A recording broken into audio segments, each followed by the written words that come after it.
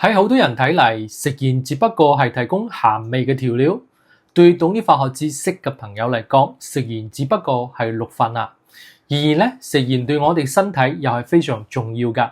數據顯示喺全球範圍之內咧，過量食用食鹽咧，導致每年300萬人咧死於心臟病、腦卒中等心血管問題㗎。其中咧4%嘅人群咧係嚟自中低收入國家，咁接近一半嘅人嘅年齡咧喺70歲以下㗎。咁其中嘅原因就係因為食鹽咧過多會導致高血壓，甚至會進一步發生呢個腦卒中、心臟病以及咧過早死亡㗎。大家好，我係謝醫生。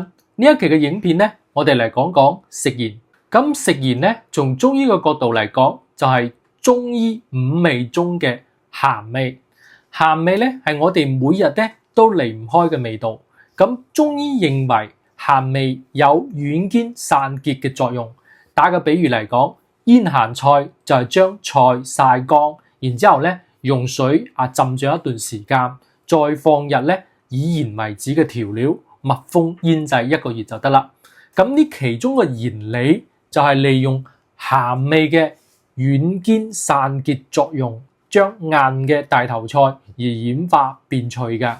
中醫認為鹹味屬於5味之一，以腎對應。鹹味咧可以滋養腎氣，促進腎氣生，但係過量嘅鹹味咧又會傷腎。其實咧，我哋平時食嘅食鹽咧唔係一種而係好多種。我哋可以從5個角度嚟分類嘅。食鹽嘅第一種分類係根據原料來源咧，分為4大類：海鹽、湖鹽、井鹽、礦鹽。海鹽咧就係將海水咧引入到鹽田，經過日曬蒸發結晶而成嘅。咁湖鹽咧係從鹽湖裏邊咧直接採出呢個鹽，或者係鹽湖滷水為原料喺鹽田中曬製而成嘅。井鹽咧即係採取咧地下天然嘅滷水曬製而成。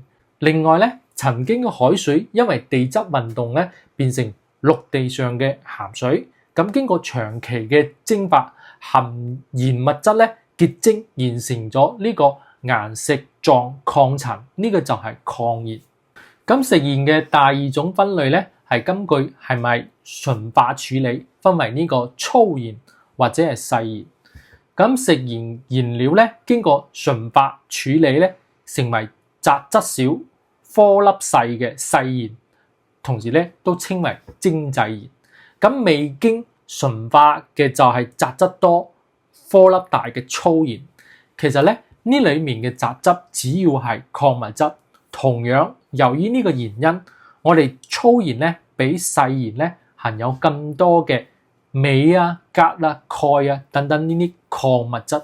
不過從生理健康嘅角度嚟講，其實咧呢啲礦物質我哋可以從食物中咧得到嘅，靠食粗鹽補充係冇必要，同時效果都唔好。咁食鹽嘅第3種分類咧係根據咧是否加碘，分為加碘鹽或者係冇碘鹽。以前咧我哋國家好多地區咧佢飲用水中嘅碘咧呢個含量比較低，一度咧導致甲狀腺腫呢啲碘缺乏病嘅高發。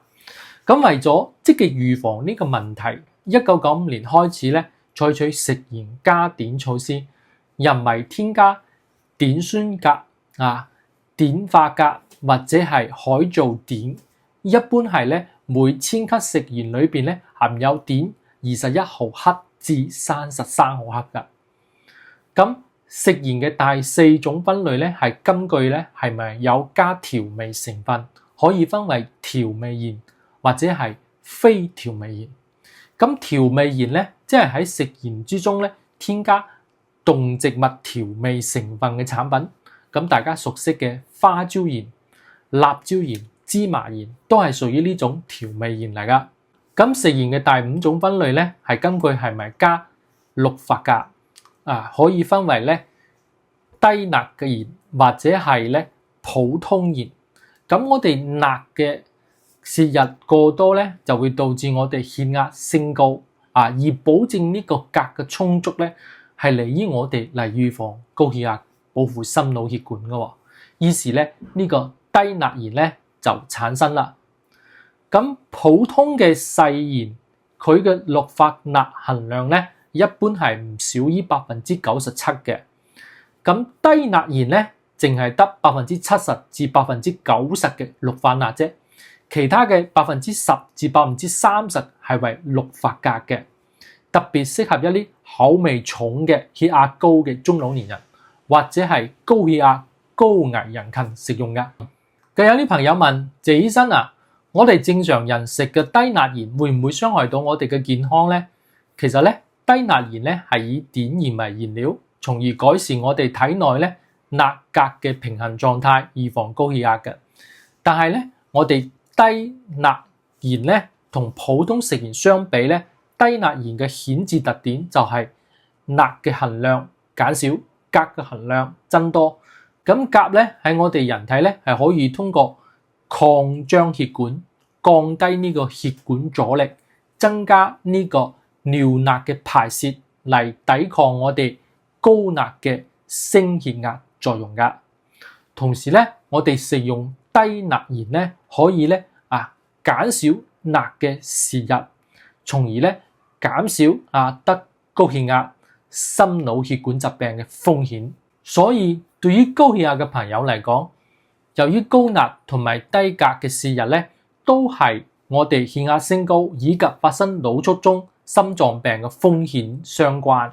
所以咧，我哋食用低鈉鹽可以同時發揮減鈉降壓同埋咧增鎘降壓嘅雙重降壓作用。由於低鈉鹽嘅特點係鈉含量減低、鎘含量增多，我哋正常嘅健康人或者係我哋腎功能正常嘅病人，只要喺冇服用咧補鎘排鈉嘅利尿藥嘅情況之下，我哋身體咧一般嚟講都可以將多餘嘅鎘排出體外，同時咧都可以使我哋體內嘅鎘保持喺一個正常嘅程度。但係對於一啲腎功能不全嘅人群嚟講，由於腎臟咧佢無法正常工作，佢會使我哋咧血液中嘅鎘咧難以排出。咁呢個鎘咧堆積喺我哋體內咧就會造成高血鎘，同時咧都容易造成我哋呢個病人咧出現一啲心律不齊、心力衰竭等危險嘅。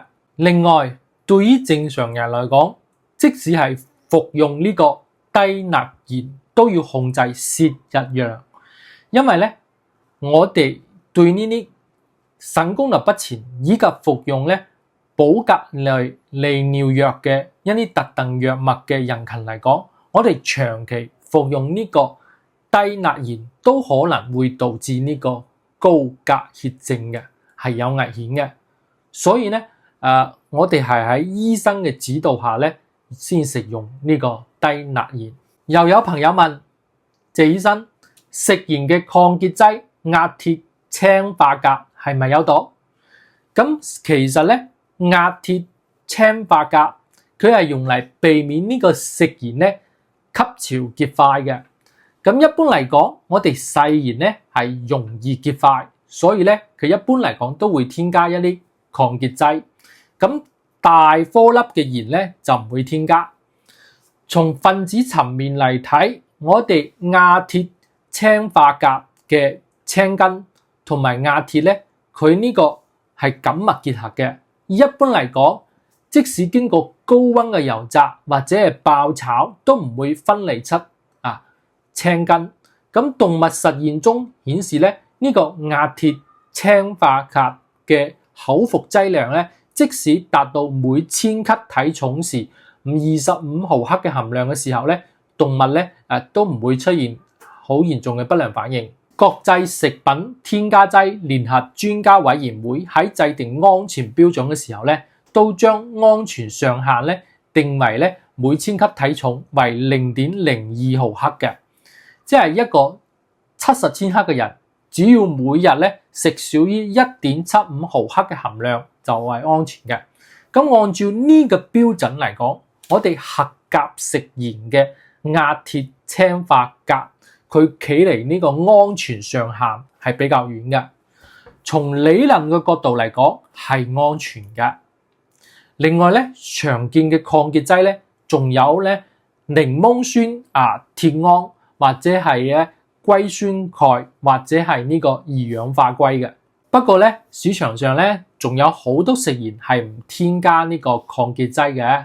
大家咧如果對呢個問題比較敏感或者係介意嘅話咧，都可以選擇冇抗結劑嘅食鹽嘅。我屋企咧比較介意呢個問題，所以咧都係選擇冇抗結劑嘅食鹽。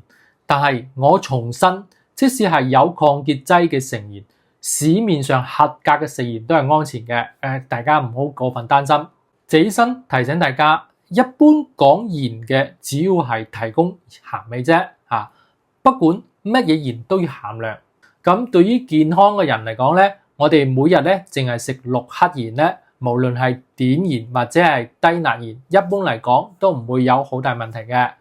但係咧，如果食太多鹽，平時咧太鹹嘅口味習慣咧，每日咧達到10幾克甚至係20幾克即使係最貴嘅鹽，照樣咧對我哋淨係得傷害冇好處嘅。多謝大家。